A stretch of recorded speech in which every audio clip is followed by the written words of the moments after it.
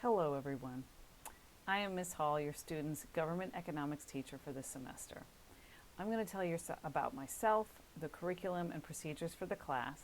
I will try to anticipate your questions, but it will also give you ways to contact me if you have any other ones.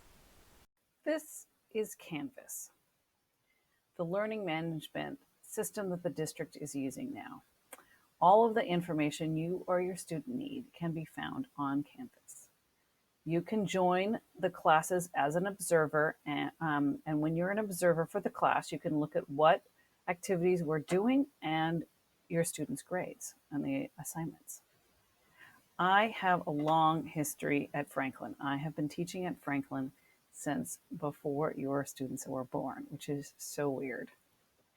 I'm a social studies teacher, and my degrees are in history and social studies education, but I also am a trained dancer and a certified dance teacher. I've been involved in part of the Franklin Performing Arts Department for 20 years, and your students may know me from dance class or the school musicals where I was a choreographer or director. I also have a long history with the Portland legal community and relationship with them, and I created the Franklin Constitution team 15 years ago. But 2 years ago, I retired from all of the extracurricular activities because I had twins at the end of the 2018-2019 school year. And I was on maternity leave for all of last year, so I am just coming back. So here I am with my kids. This is Skylar and this is Annika. So going back to the home page. On my Canvas homepage, you can see that I have links for the classes, the About Me, the class info, and below I have the schedule. If you or your students are confused, which I know it's been confusing, hopefully you can find what you need on this homepage. On the class info, you can find the syllabus and the rules. So if we take a look at my syllabus, I tell the students that this is the adulting class, where they will learn concepts and skills that are useful in the real world that they are entering. Not changing a tire or boiling an egg, but most other things. As you will see in the syllabus, we will cover things that are both academic concepts in government and economics, but also practical applications. The biggest practical applications that kids ask about are voting and taxes, and we will definitely cover those. Also, you can see that I am asking students to take handwritten notes, if possible, into a notebook. This is so they can better remember the information as well as time away from a screen. There are lots of research that shows that students remember more when they take notes longhand because it moves in their brains, rounding off to the nearest concept from the front to the back as they write. This doesn't happen when they type their notes.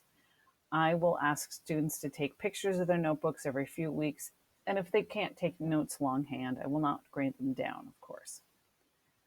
The textbook will be online. It is called Government Alive, Power, Politics, and You. It's from the TCI publishing.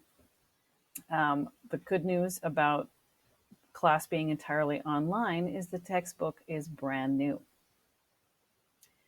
I grade using points, and most of it will be in class assignments. I do take late work, and I do not take points off for being late.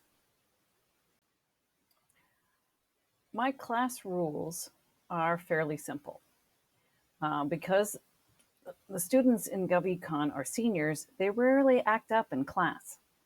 They are much more likely to not come than come and break rules just for the heck of it. I ask the students to sign these class rules as a contract.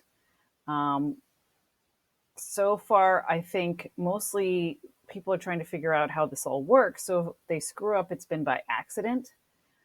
The biggest one is remembering that I will take roll every school day, and so they need to do something for me every school day.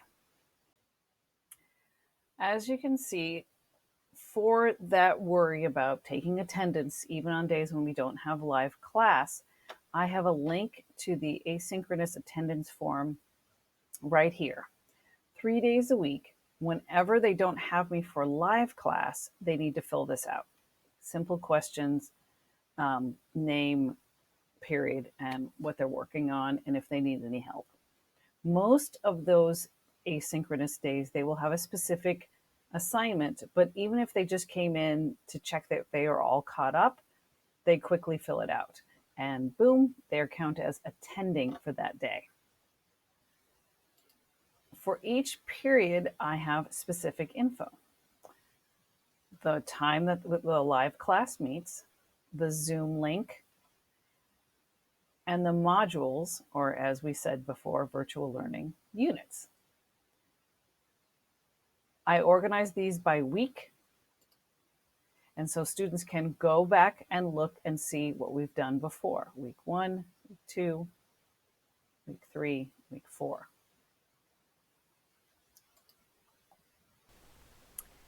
These, as they say a lot right now, are unprecedented times.